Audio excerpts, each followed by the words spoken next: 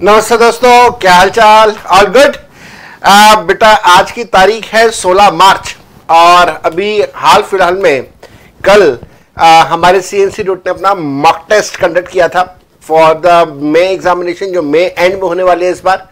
और उस mock test के अंदर जो मल्टीपल चॉइस क्वेश्चंस पूछे गए थे वो बिल्कुल उसी पैटर्न पे थे जिस पैटर्न के ऊपर हम लोग अपनी ये सारी क्लासेस कर रहे हैं। पैटर्न किस पैटर्न पे? 30 मार्क्स के एमसीक्यूज पूछे गए, 60% वेटेज दिया गया इनकम टैक्स को, that comes to 18 marks, and बाकी 12 नंबर के जीएसटी, बिल्कुल वैसे ही जैसे हम लोग यहां पे अपने मॉक टेस्ट में कर रहे हैं। जैसे हम लोग जीएसटी के अंदर 1 नंबर 2 नंबर के क्वेश्चंस, इनकम टैक्स में 1 नंबर और 2 नंबर के क्वेश्चंस कर रहे हैं, बिल्कुल वैसे ही 1 और 2 नंबर के क्वेश्चन एग्जामिनर ने पूछे थे। हाँ, बस एक थोड़ा सा फर्क था। 2 नंबर वाले जो क्वेश्चंस थे उनकी तादाद, उनकी क्वांटिटी थोड़ी सी ज्यादा थी as compare to what we are doing, but this will still give you a very good idea, very fair idea कि आप एग्जाम के अंदर क्या और कैसा एक्सपेक्ट कर सकते हैं। चलिए, तो वो जो मॉक टेस्ट सी इंस्टीट्यूट ने लिया वो मॉक टेस्ट भी मैं आपके साथ कल डिस्कस करूंगा।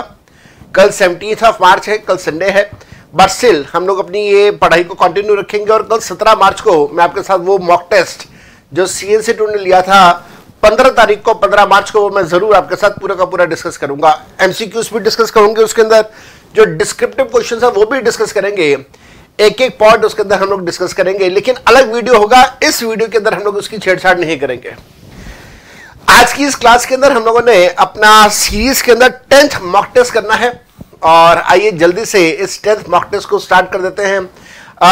इससे पहले मैं 9 मॉक टेस्ट आपको करवा चुका हूं एमसीक्यूज के, और मेरे बेटा मैं उम्मीद कर रहा हूं आपको सारे क्वेश्चन समझ आ रहे हैं। अगर किसी भी क्वेश्चन में किसी भी तरीके का आपको कभी भी कोई भी डाउट है तो आप मेरे से वो पूछ सकते हैं।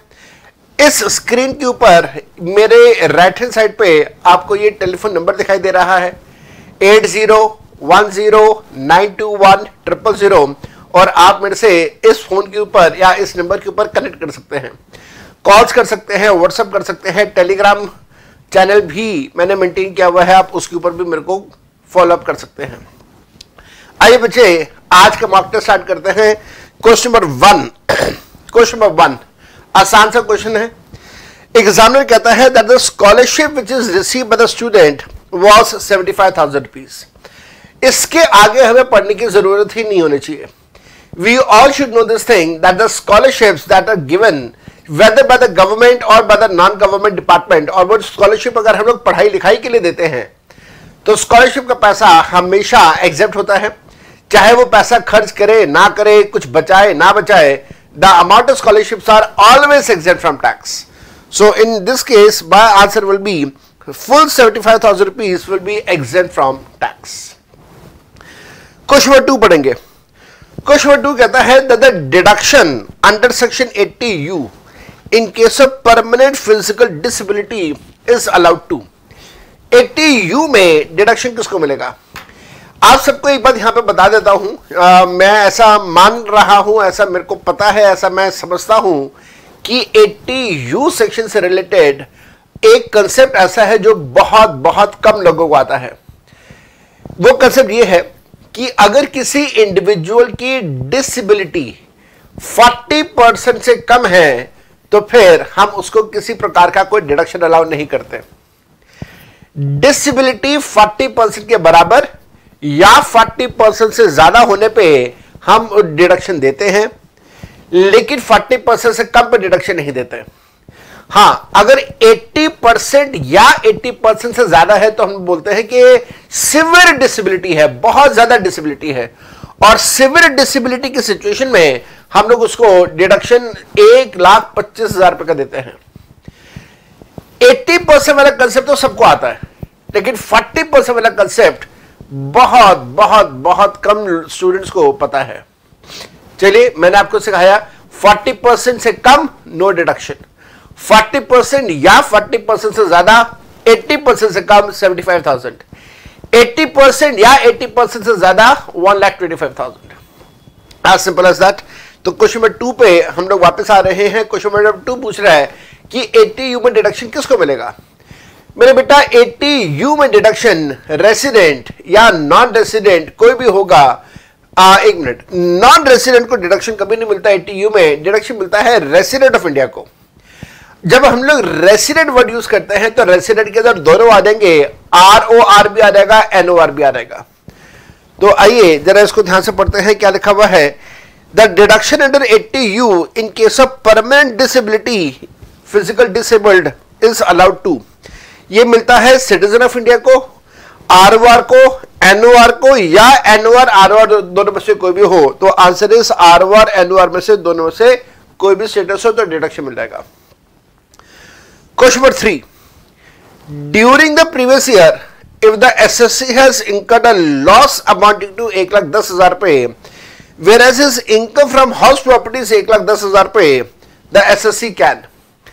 बेटा अगर किसी भी सिचुएशन में बिजनेस का लॉस है और दूसरी तरफ हाउस प्रॉपर्टी की इनकम आ रही है तो सेट ऑफ करना कंपलसरी है। अगर सेट ऑफ नहीं करोगे तो जितना लॉस आप सेट ऑफ नहीं कर रहे उतना आप कैरी फॉरवर्ड भी नहीं कर पाओगे। ये क्वेश्चन नंबर 3 रिपीट हो रहा है, ये पहले भी मैंने आपके साथ डिस्कस किया हुआ है।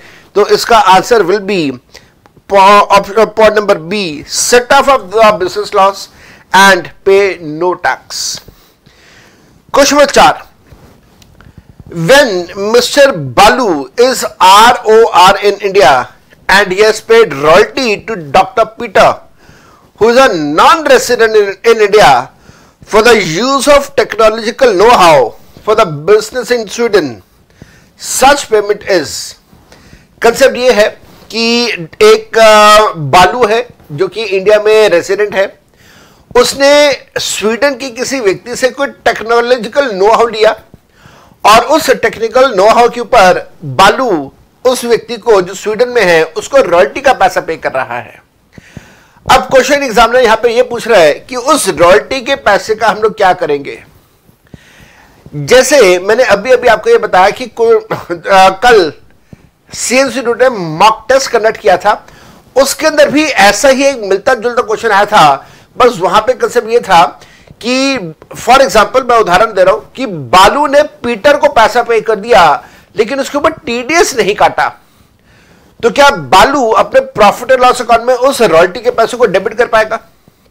ये क्वेश्चन था।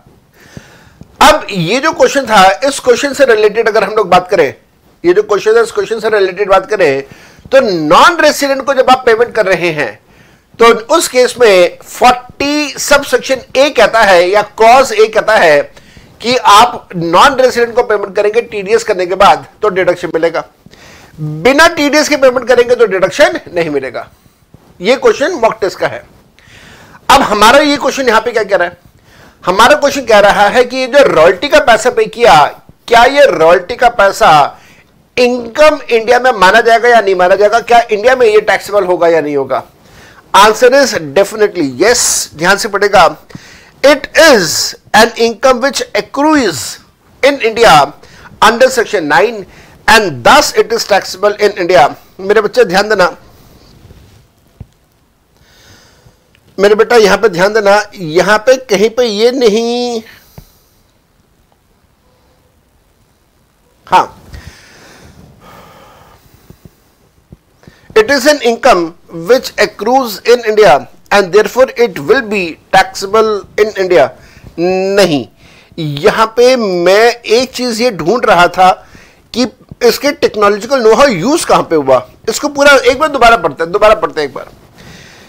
When Mr. Balu is ROR in India and has paid royalty to Dr. Peter, who is a non-resident of India, for the use of technological know-how for a business in Sweden। हाँ, ये बात आ गई, business in Sweden।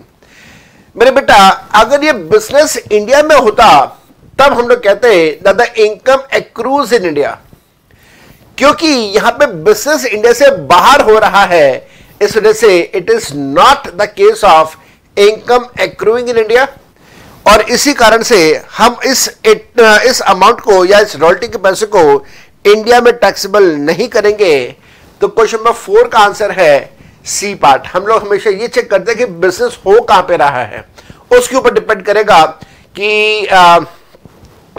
ये पैसा क्या उसका source India में है या नहीं है। हाँ, एक बात का ध्यान देना, अगर यहां पे ये पैसा गवर्नमेंट ने पे किया होता तो चाहे वो बिजनेस इंडिया में होता या इंडिया में ना होता, that was always accruing in India. Question number 5 पे आ जाइए, ध्यान से करेगा। Question number 5, medical expenditure which is reimbursed by the employer to the employee shall be. इस साल का लेटेस्ट अमेंडमेंट है, medical expenses reimbursed are always fully taxable. हाँ, ध्यान रखिएगा, अगर गवर्नमेंट हॉस्पिटल का खर्चा होता तो एग्जेम्प्ट रखते, अदरवाइज हमेशा टैक्सेबल रहेगा। तो फुली टैक्सेबल इसका आंसर है। क्वेश्चन नंबर 5 का आंसर है सी पार्ट। क्वेश्चन नंबर 6, ये जो क्वेश्चन नंबर 6 है, वैसे तो ये 2 नंबर का क्वेश्चन बन जाना चाहिए क्योंकि इसके अंदर कैलकुलेशंस इन्वॉल्व है, बट स्टिल कोई बात नहीं, 1 नंबर के क्वेश्चन में करते हैं। Mister J has received children education allowance of 500 रुपए per month for each of his 3 children. तो मेरे बेटा याद रखिएगा, पहले बच्चे के लिए 500 रुपए, उसमें से 100 रुपए एग्जेम्प्ट करते हुए 400 रुपए टैक्सेबल करेंगे महीने का, और अगर 12 से मल्टीप्लाई कर दें तो आ जाता है 4800 रुपए। दूसरे बच्चे का 500 रुपए में से 100 रुपए का एग्जेम्पशन, तो दूसरे बच्चे का 400 अमाउंट, 12 से मल्टीप्लाई कर दें तो 4800 इसका भी आ गया, तो टोटल हो गया 9600। तीसरे बच्चे का एग्जेम्पशन नहीं मिलेगा तो तीसरे बच्चे के लिए पूरे का पूरा 500 रुपए टैक्सेबल करेंगे। 500 इंटू 12 करेंगे तो कितना रहेगा, 6000। तो 9600 जमा 6000, मैं अगर गलत नहीं कह रहा तो आंसर आ जाता है 15600। तो answer here is B. Question number 6 का answer is B, that is 15600 रुपए। इसके बाद क्वेश्चन नंबर 7 पे जाएंगे। क्वेश्चन नंबर 7 को ध्यान से पढ़ेंगे, क्या कहता है। क्वेश्चन नंबर 7 कहता है, mister J has taken a house property on a lease of 15 years from mister S. लो जी, क्वेश्चन यहीं पे खत्म हो जाता है। लीज ऑफ 15 ईयर्स, मेरे बेटा हाउस प्रॉपर्टी का सेक्शन नंबर 27 हमें याद रखना होगा। हाउस प्रॉपर्टी का सेक्शन 27 हमें बताता है कि अगर आपका लीज पीरियड 12 साल से ज्यादा है तो जो लेसी है उस लेसी को हम लोग मान लेते हैं as the owner, not as the owner, rather अब मान लेते हैं एज द ओनर, जिस वजह से हम लोग बोलते हैं डीम्ड ओनर। तो इस सिचुएशन में मिस्टर जे बन जाता है डीम्ड ओनर। इतनी बात हम लोगों को याद रखनी है। आगे पढ़ते हैं। Mister J has taken the house property on lease for 15 years from mister S and has let out the same to mister D. S से लिया लीज पे और डी को लेट आउट कर दिया। The income from such house earned by Mister J shall be taxable as. J ने जो rental income कमाई है वो टैक्सेबल कहां पे करेंगे। याद रखिएगा, जे ओनर है या आप कह सकते हैं डीम्ड ओनर है। ओनर या डीम्ड ओनर के लिए इनकम हमेशा टैक्सेबल करते हैं in the chapter of house property. तो 7th का आंसर है B, income from house property. Question number 8, which of the following is not a capital asset for mister J who is employed in a public sector bank. मेरे बेटा capital asset की section दिया हुआ है section 2 clause 14, और capital asset will not include motor car. मैंने अपने सभी स्टूडेंट्स को इस तरीके से समझाया था कि कोई भी एसेट जो पर्सनल है, कोई भी एसेट जो मूवेबल है, पर्सनल है और मूवेबल भी है।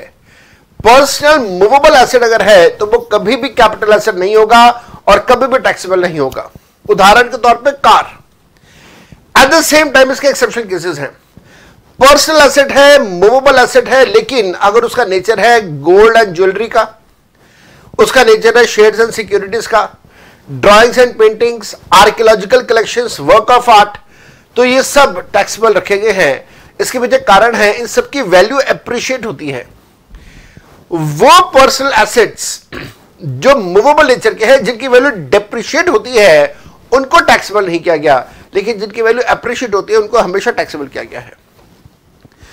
क्वेश्चन नंबर 9 पे आएंगे हम लोग। क्या कहता है क्वेश्चन 9? कहता है advance tax is payable by the assessee on his or its total income which includes. Advance tax calculate करते समय हमें करंट इनकम चाहिए होती है। करंट इनकम का मतलब है वो इनकम जो हम लोग एस्टिमेट कर सकते हैं।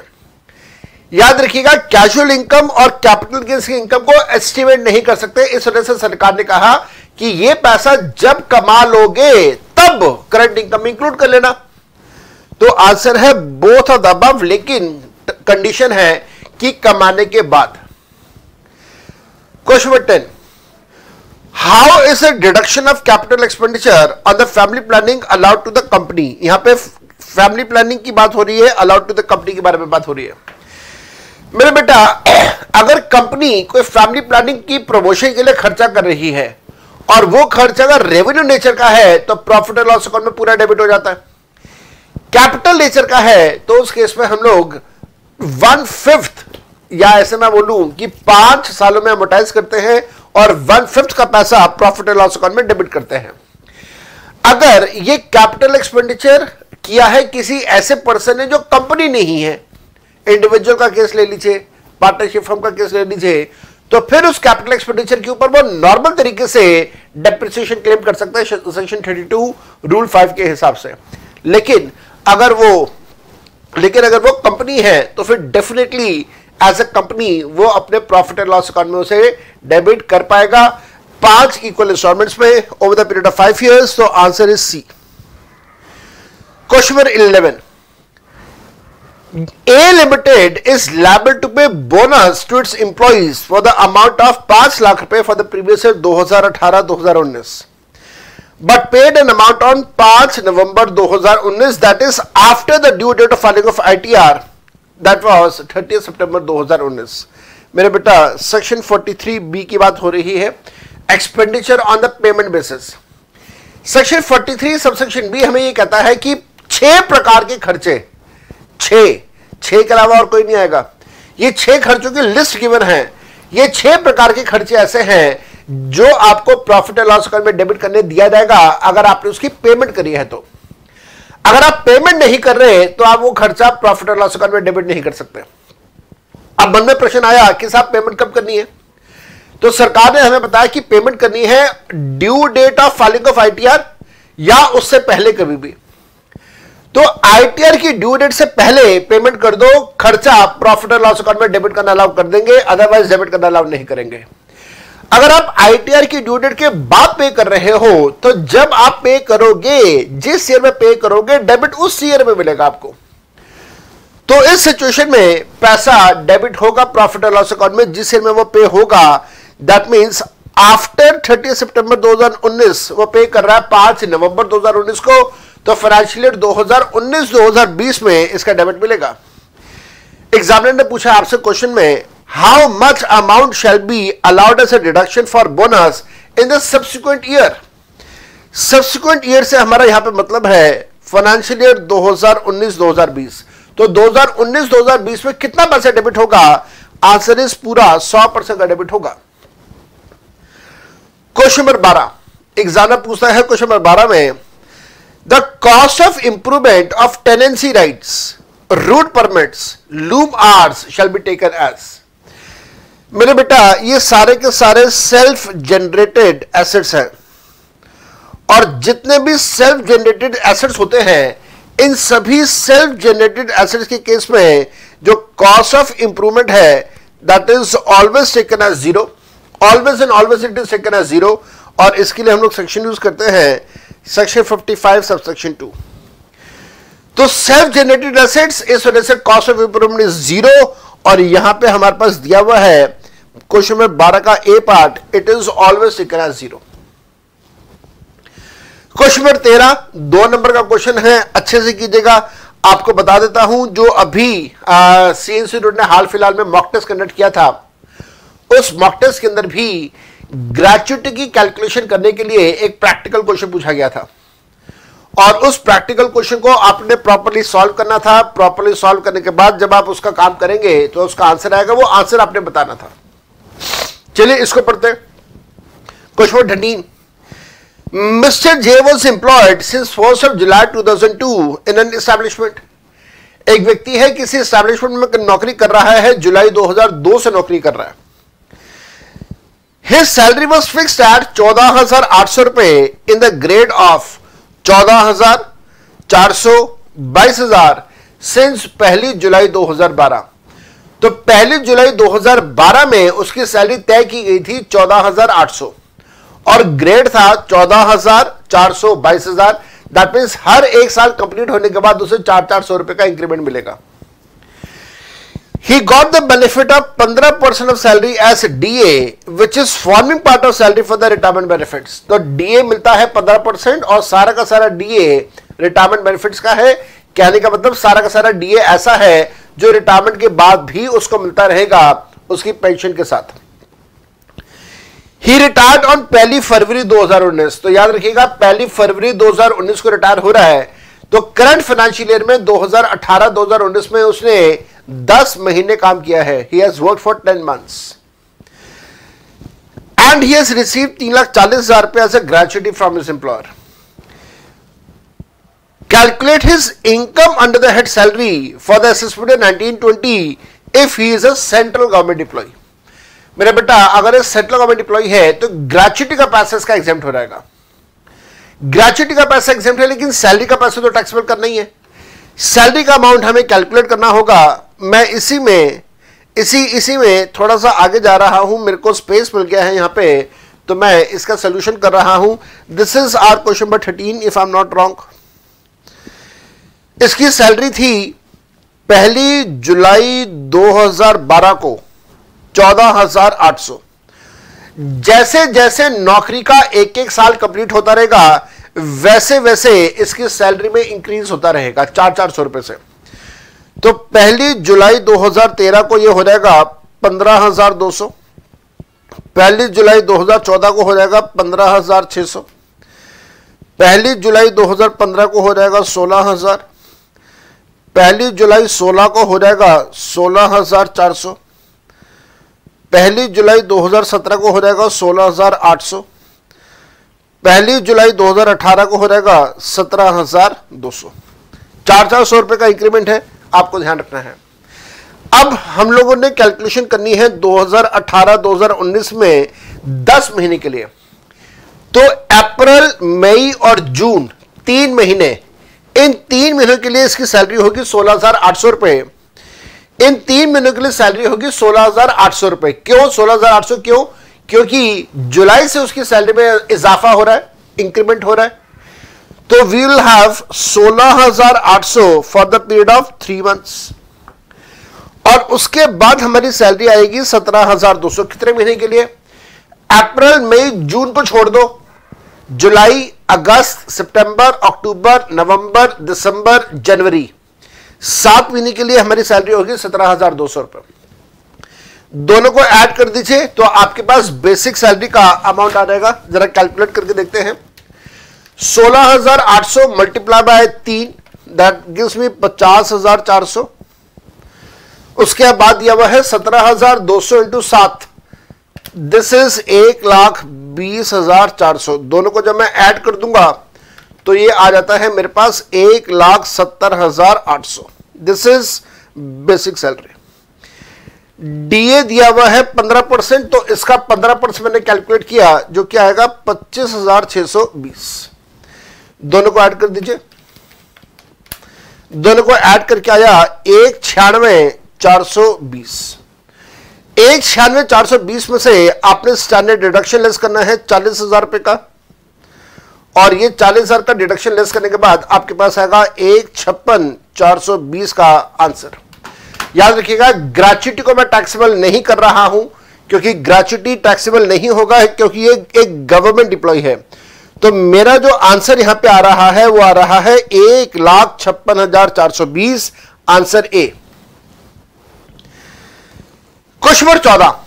Question number 14 match the following है। मेरे बेटा मैच द फॉलोइंग वाले ये जो क्वेश्चंस हैं ये सीएमए के एग्जामिनेशन क्वेश्चंस हैं, तो आप ध्यान से कीजिएगा इनको। The contribution which is made by an Indian company to a political party. जब इंडियन कंपनी किसी पॉलिटिकल पार्टी को डोनेशन दे रहा है तो फिर उसका डिडक्शन मिलता है इंडियन कंपनी को under section 80 GGB. Commodity transaction tax, मेरे बच्चे याद रखिएगा कमोडिटी ट्रांजैक्शन टैक्स का पैसा अगर वो बिजनेस कर रहा है तो प्रॉफिट एंड लॉस अकाउंट में डेबिट करना अलाउ कर दिया जाएगा।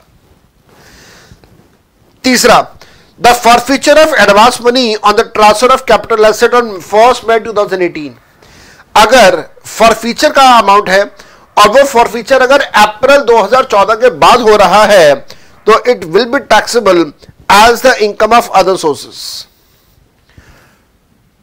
Next, interest income from Sukanya Samriddhi account. Interest income from Sukanya Samriddhi account ये हमेशा एग्जेम्प्ट रहता है, कभी भी टैक्सेबल नहीं होता, तो this is exempt. Last not the least, amount payable to an Indian railway for use of railway asset.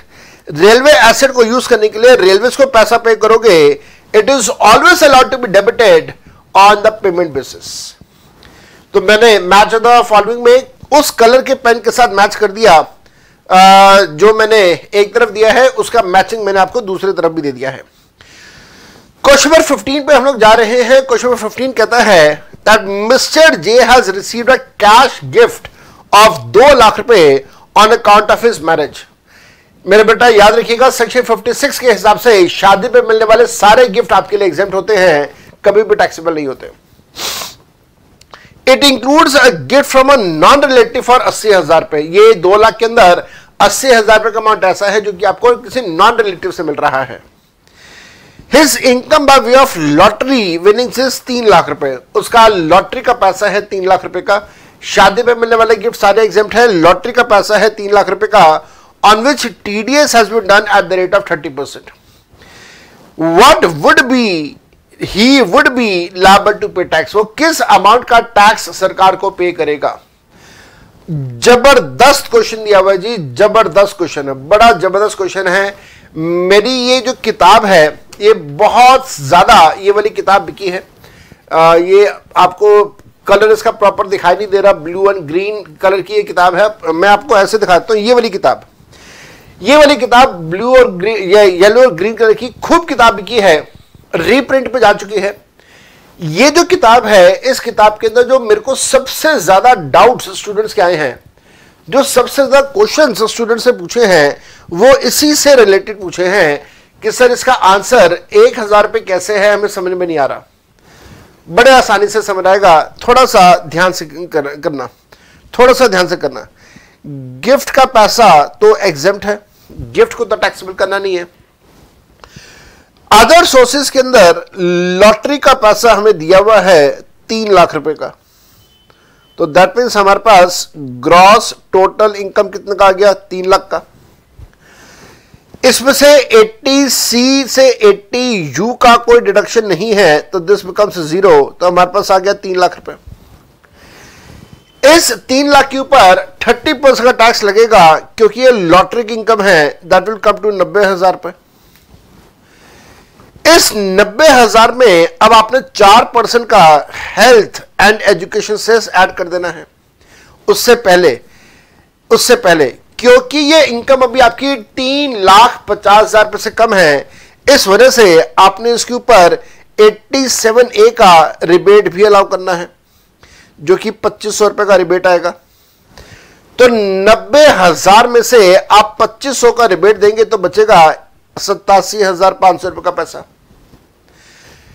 अब इस 87,500 में 4% का हेल्थ एंड एजुकेशन सेस आपने लगाना है, जो कि आएगा 3,500 रुपए।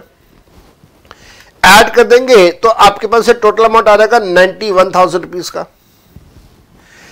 इसमें से ऑलरेडी टीडीएस कट हो चुका है 90,000 रुपए का 30% के हिसाब से, तो जो बैलेंस पेबल होगा वो बैलेंस पेबल कितने का होगा, वो बैलेंस पेबल 1,000 रुपए का होगा।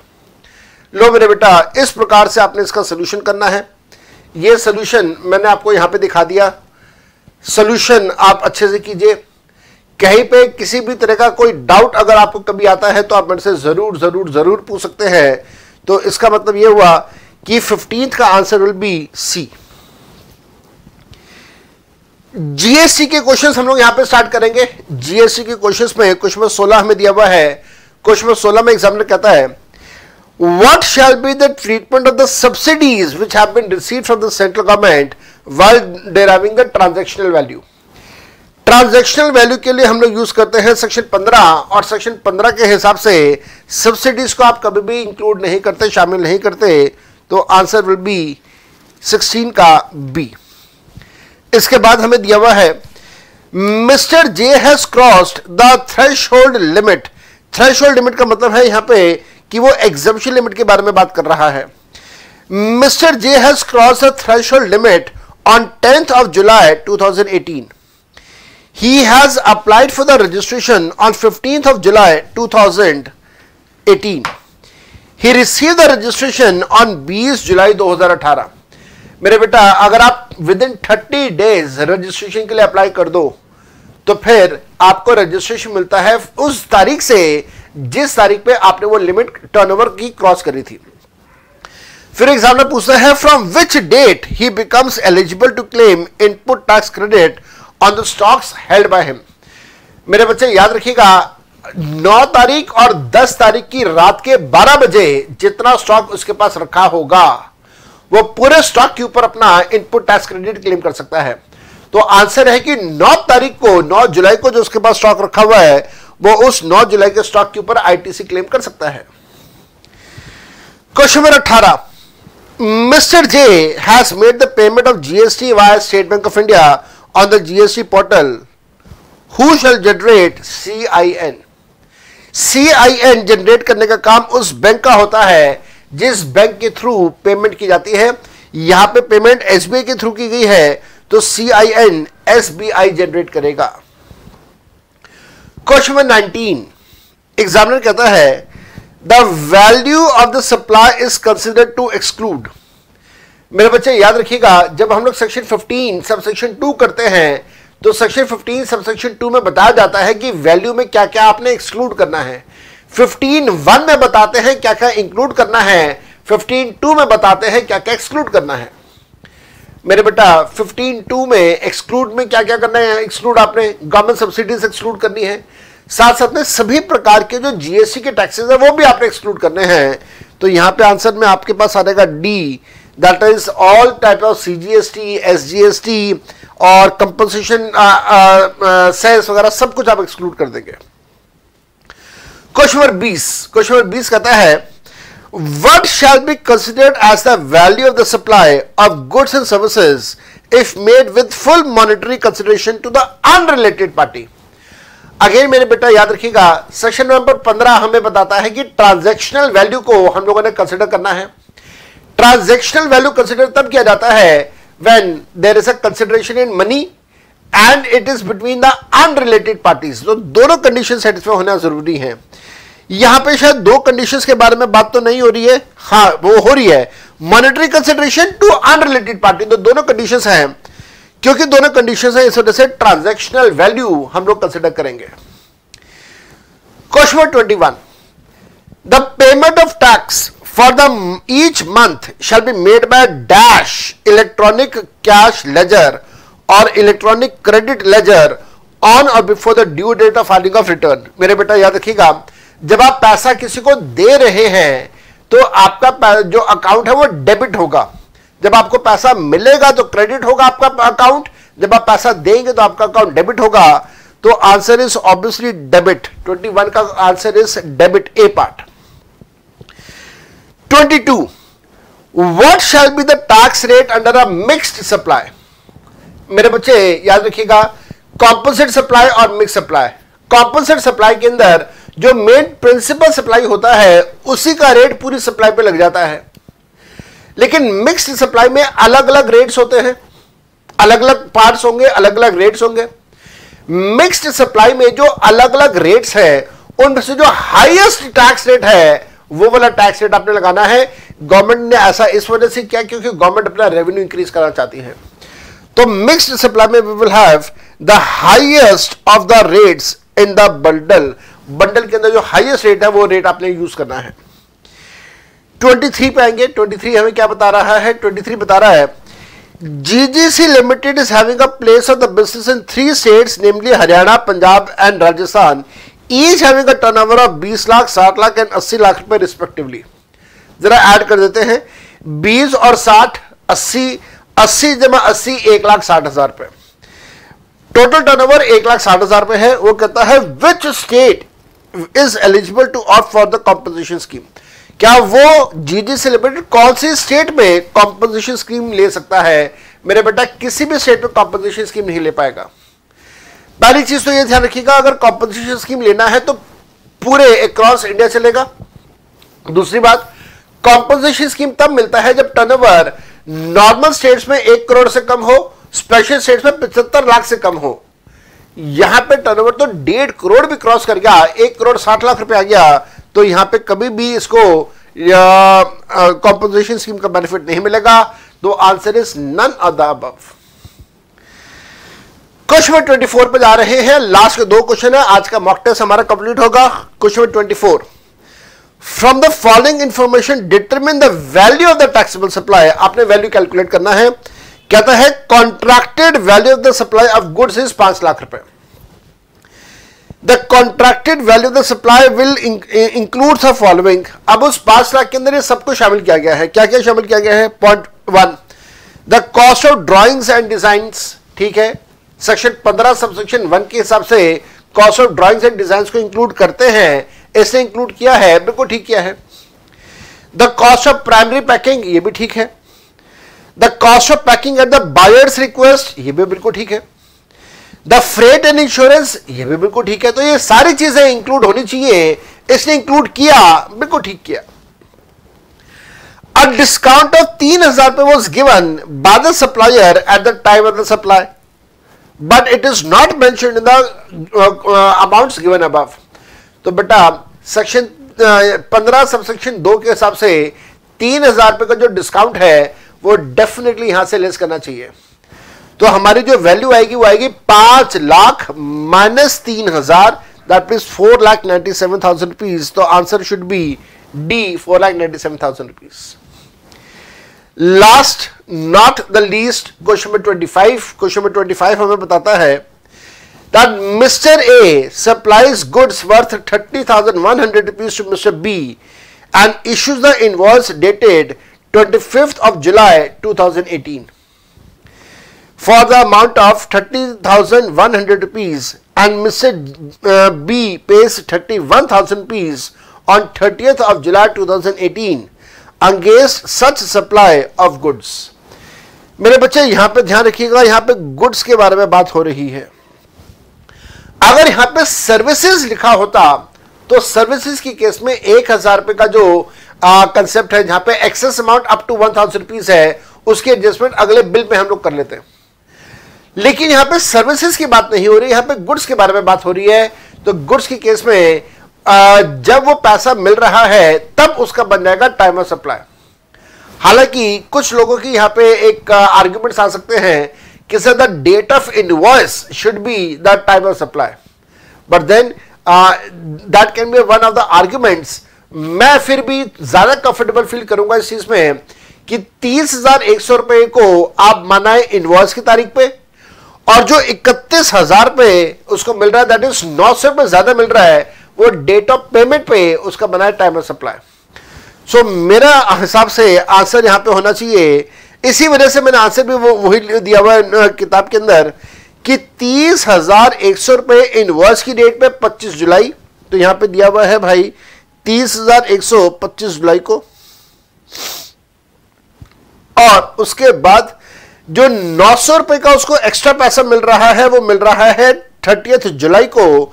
तो 900 रुपए का जो टाइम ऑफ सप्लाई है वो 30 जुलाई। तो मेरा आंसर आना चाहिए बी। यहां पे मैं फिर से बता रहा हूं, answers can vary for this question on the arguments that goods के केस में invoice date is the time of supply, that is justified argument. तो आप बिल्कुल उस प्रकार से अपना सोल्यूशन करना चाहें तो आप बिल्कुल कर सकते हैं। चलिए, तो यहां पे जाके हम लोगों ने अपना मॉक टेस्ट नंबर 10 कंप्लीट किया है। I am enjoying a lot. I hope कि आप भी उतना ही एंजॉय कर रहे होंगे। और कल 17th ऑफ मार्च हम लोग मिलेंगे अपने मॉक टेस्ट नंबर 11 को लेके। And till that time bye bye and take very good care of yourself. कल मैं 2 वीडियोस पोस्ट करूंगा, एक मॉक टेस्ट होगा एमसीक्यूज का जो हमारी सीरीज चल रही है, एक और मॉक टेस्ट होगा जो कि सीए इंस्टीट्यूट ने मॉक टेस्ट कंडक्ट किया था, उसका solution with practical questions and theoretical questions सब कुछ मैं कल डिस्कस करूंगा। कल के लिए वेट कीजिएगा। Till that time, bye bye and enjoy yourself. Happy weekend to all of you. Bye bye.